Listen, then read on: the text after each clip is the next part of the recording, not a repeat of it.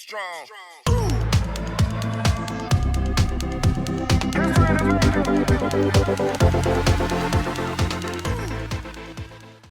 Hi, and welcome to Funny Minds. I'm your host, Lynn B., and my co-host, Edward Biss. How we doing today? We're joined with a good friend of mine and guitarist, more notably known for playing with the great Andrew W.K. Mr. Frank Werner joins us today. What's going on, brother? Yay, clapping, clapping, clapping. Hi, Well, Frank.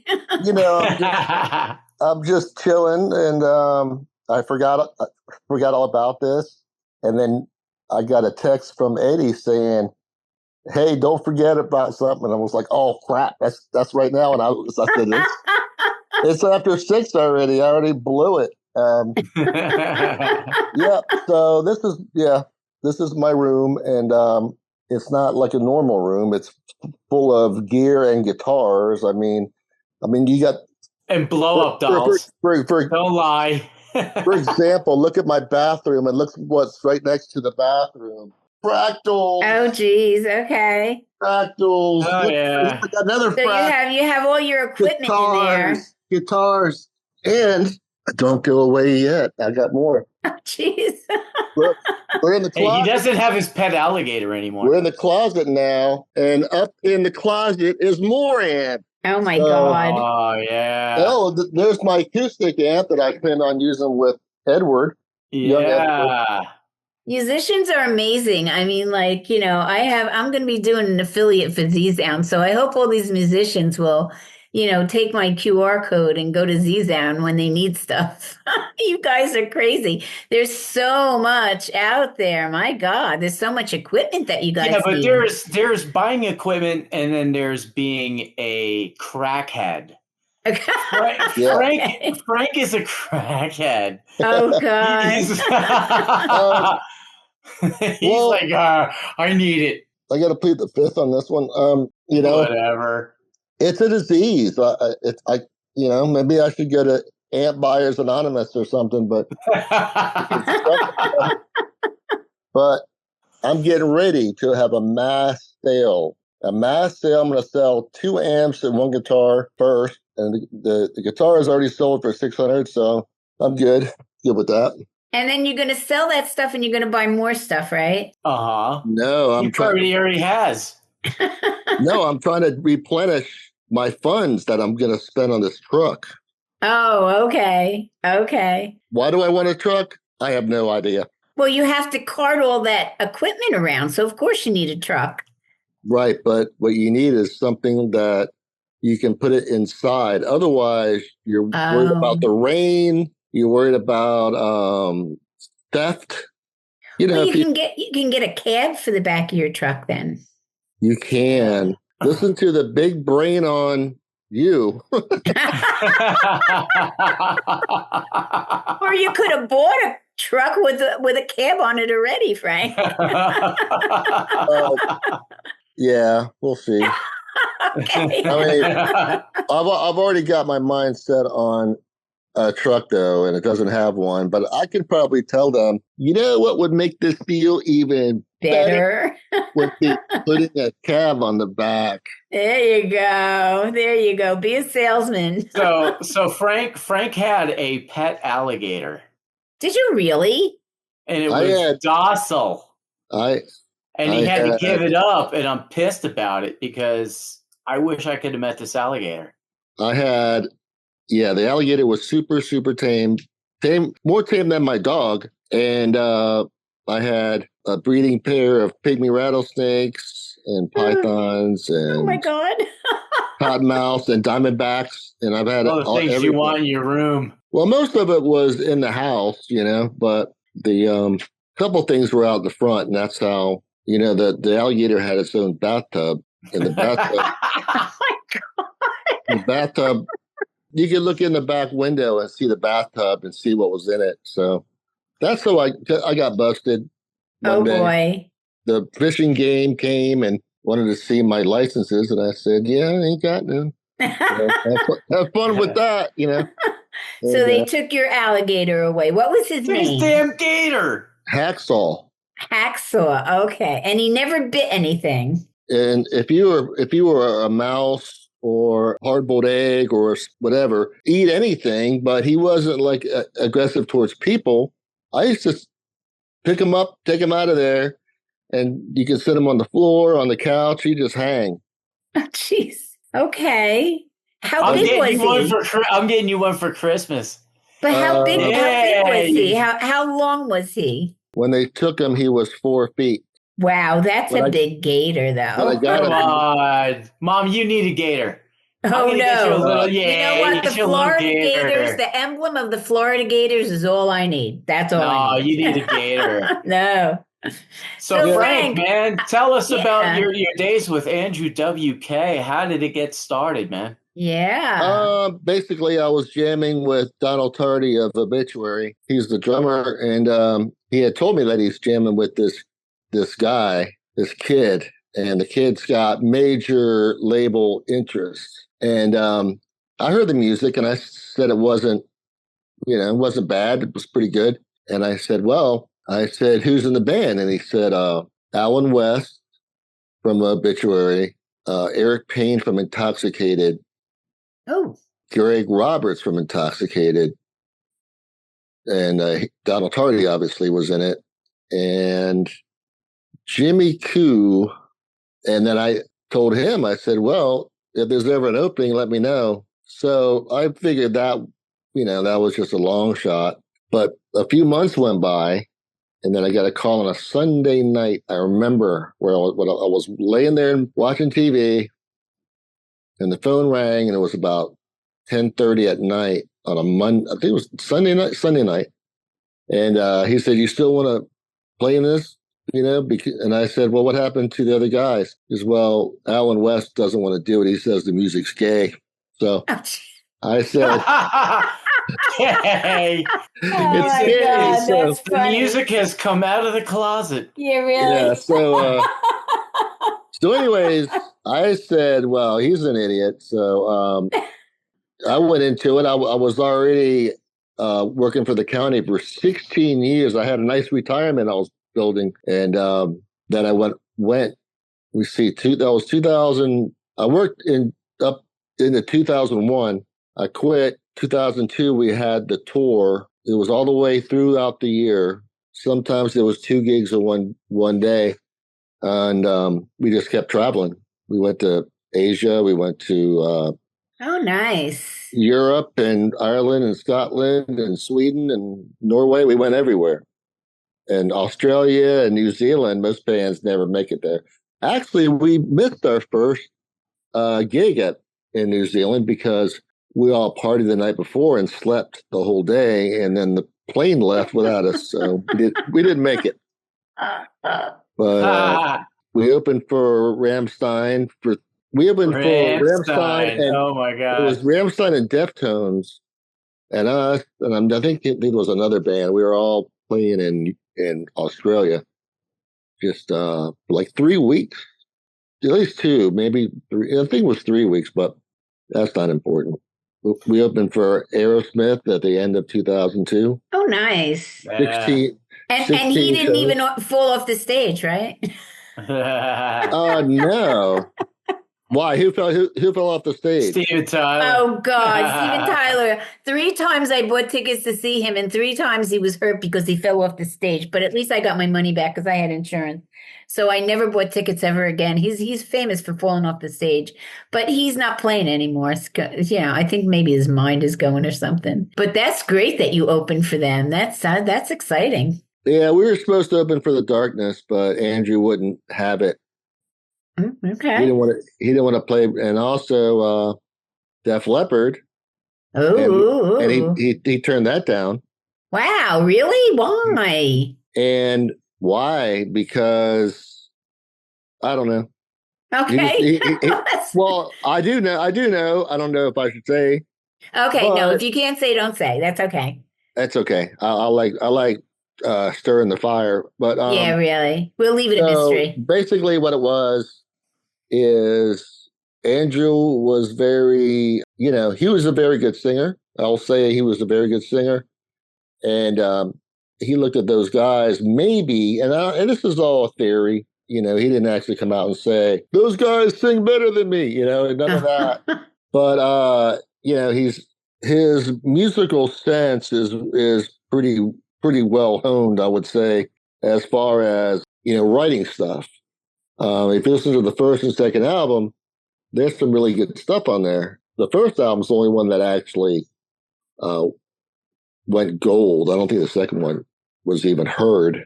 It was out there, and I have it, but it never really did anything. It didn't have the major. Well, the first one was Island Def Jam, so that's huge. Island Def Jam is massive. So the second one, I'm not sure if it was still Island Def Jam or not. It might have been Universal Japan, for all I know. But anyways, that's not important. I don't know all the ifs, ands, buts, details, whatever. I know a little bit. I was not even paying attention for most of this stuff. So how long were you with them? Till 2016. So basically about 15 years. Wow, you were with them a long time. Oh yeah. Now, what was their big Monday Night Football song? Let's get the party going. Well, there's one called Party All Night, or what the hell is it? No, that one was, I don't know if that was Party Hard. Party Hard. But there was another one. I can't think of the first song on the album. That one was on Expedia.com, and they used that song on the Target commercials and the Coors Light commercials. Mm-hmm. We did, but Kit Kat was a remade, something that they did. Somebody did it. I'm not sure if I think Andrew made it, and then did it for Kit Kat. Then we all played it. We play it live. Oh shit! So the Kit Kat, give me a break. Dun, dun, dun, dun, dun, dun, give, it was like Have another break of that Kit Kat bar. Is that what it is? Yeah, that was us. So he was doing like brand songs. Yeah, we did all kinds of stuff. Oh, yeah, but so Party Hard was the big NFL Monday night song. So he was doing NFL, and then he started doing like chocolate bars and stuff like that. That's pretty neat. I think it's pretty neat, but but that's like you're opening for Def Leppard and Aerosmith, and then you're doing songs for candy bars. That's funny. We were offered to do Def Leppard. We didn't do it. Oh, okay. But even so, you're here at Def Leppard, and then you're doing, Kit Kat bars. That's pretty funny to go from one extreme to the other. Our very first show on the tour, which was 2002 in January, Joe Elliott came out to our show and was backstage. I got a picture that night. It was like, wow. I think we're going to do something. And he said he's got money riding on that. We're going to actually make it bigger. Sorry to let him down. But that's what you get. Let me ask you a question. Did you get a tooth yanked out of your mouth today? No. Why are you asking him that? I don't know. You sound like you're... I was eating steak literally off the bone. Oh, okay. About 30 seconds before I looked at my phone and said, uh-oh. So I'm sitting here going, oh my God, I'm talking to him after he got his tooth yanked out. A piece of meat is stuck between my bottom teeth. There's a piece of meat stuck there. And I'm trying to get it out. Yummy. Hey, let's do this video now. Yeah. Can you show everybody? No. Come on, show everybody that ribeye. No, that's quite all right. And you look like a bear that just attacked somebody. Don't forget about the other bands I was in, too. Yeah, well, let's hear. What, the Grateful Dead? No. The Grateful Dead, sure. Loverboy? Wait, I like the Grateful Dead. ABBA? No, not yet. Keep going. Bay City Rollers. Very close. Village People, definitely. Circle to Circle. Definitely. Circle to Circle. I got to play with John Oliva.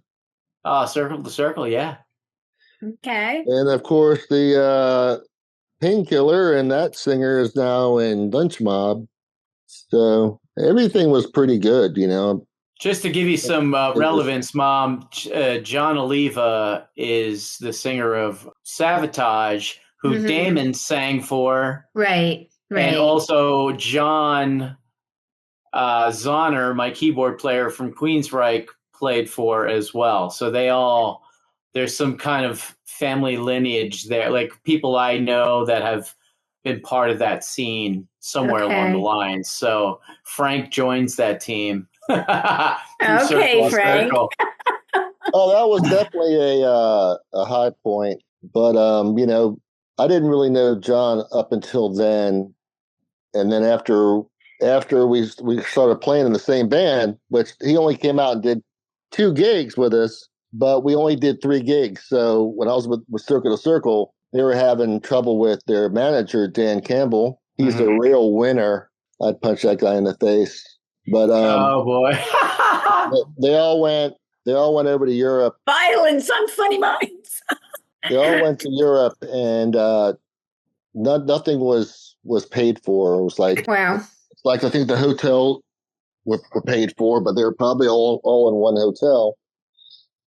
And right before then, they had done a video for Watching in Silence, and that's a Zach Stevens thing. Everything's got silence, and it's kind of like Dio with all the mystical dragon crap. All this crap, Storm the Castle stuff, and but went up until when they went to Europe. They couldn't get an endorsement for even strings. So anyways, they're over there hating life, getting treated bad, and Dan Campbell put Zach Stevens in the rear lounge of the bus. That's his room. You guys stay out of there. And when they all got back to Tampa, he fired the whole band. Oh, wow. Yeah. So John Oliva caught wind and hired them all back with him. So he started Taj Mahal, which he had to change it to John Oliva's Pain. Taj Mahal was already being used for, I'm not even sure who that is, but Taj Mahal was already used by some singer. Oh, that's when he started Pain. Okay. Yeah, Pain. Yeah. So, weird. So now you're doing Alice in Chains with Eddie. Correct. Okay. Yeah. Are you in any other bands, or are you just going to do the Alice in Chains stuff? I'm in no other bands. I'm in no other. Now, maybe. I thought you were doing a Devo tribute. Oh, that fell through. Yeah, right.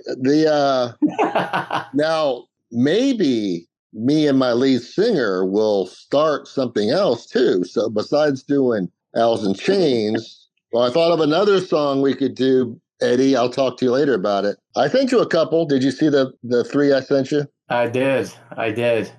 Did you like any of them? I do. We're roping this into a separate acoustic thing as well, aside from that. And John's going to be playing in Alice in Chains too, or Sludge Factory? John? Who's John? Who's John? Didn't you have somebody named John playing with you too? No, it's John Oliva. No. Just Frank. No. Yeah. Oh, okay. Okay. And listen, just because John Oliva can play with us if he wants. Well, one of the last Sabotage albums, it was called Dead Winter Dead. It had a song called Christmas Eve Sarajevo, which is the same as Carol of the Bells. And that's the one that they do on TSO. Now, John Oliva and what's his name? Paul O'Neill, they started Trans-Siberian Orchestra. Yeah, and Paul just passed away, like 2 years ago? 2 years ago. Yeah. Do you have a website where people can find you, or no? I just have a small Facebook on there. Okay. But I don't want to be found. I want to be forgotten. Okay.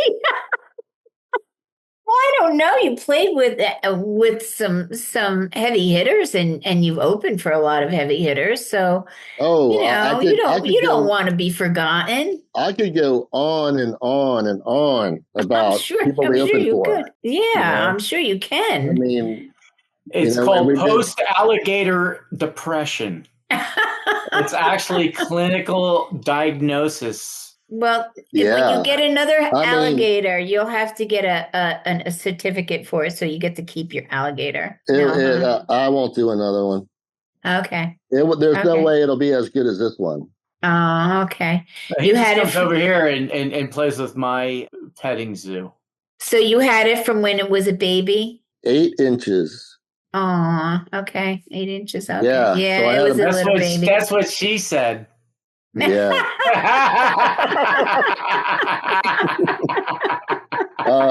But he went to Busch Gardens. They took him to Busch Oh, Gardens. all right. Well, Well, he's in a nice place.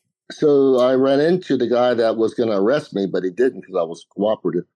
And he said, I said, whatever happened to my alligator? And he said, it's in Busch Gardens because it's so tame. Okay, It so was you so can go to Busch tame. Gardens and go visit them. Oh, they use them for the kids to play with. Oh, really? I don't ever remember playing with alligators at Busch Gardens. I remember seeing them. Well, they had classes there, and I guess they were holding them.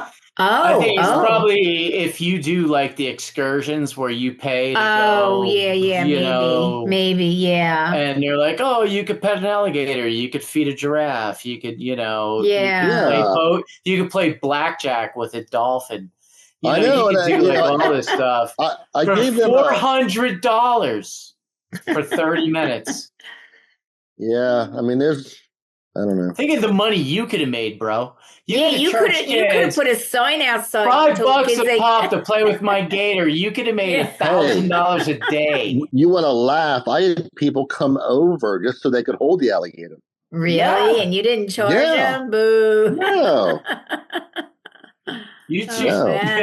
That's when Foursquare should have came out. You just start taking debit cards. You're like, here you go, swipe right here. That's funny. Exactly. Dude, I went to my wife and I went to New Orleans, man, and every street peddler had a Foursquare. If they shined your shoes, if they did a magic card trick, if they pulled a living snake out of their ass, it didn't matter. You pay them with a Foursquare. They had it. It was amazing. Okay. Cash, right. Cash or charge, They don't pay taxes. Well, listen, Frank, because we started late, we're going to have to end because we have another interview to do. And I feel bad because you didn't get as much time. So we're going to have you back on when you can tell Eddie you have time where you're not buying cars and stuff like that. And then we can really listen to your whole... He's always buying something, so it doesn't matter. We can listen to your whole life story and music because you probably have so much more that you can tell us. I'm getting ready to sell a bunch of stuff, so I'll have less to talk about. Well, I'm happy that you got to get on and we got to hear you, and I'm sure you'll be fun. And and even though Eddie's the host of the show, I'll interview the both of you when you put out your Alice in Chains. How's that sound? Yeah. We'll do a live on-air performance. How about that? Yeah, that sounds good. Yeah. Acoustic, why not? Sure. Okay, well, I'm gonna say thank you so much for being able to dial in and get on the show.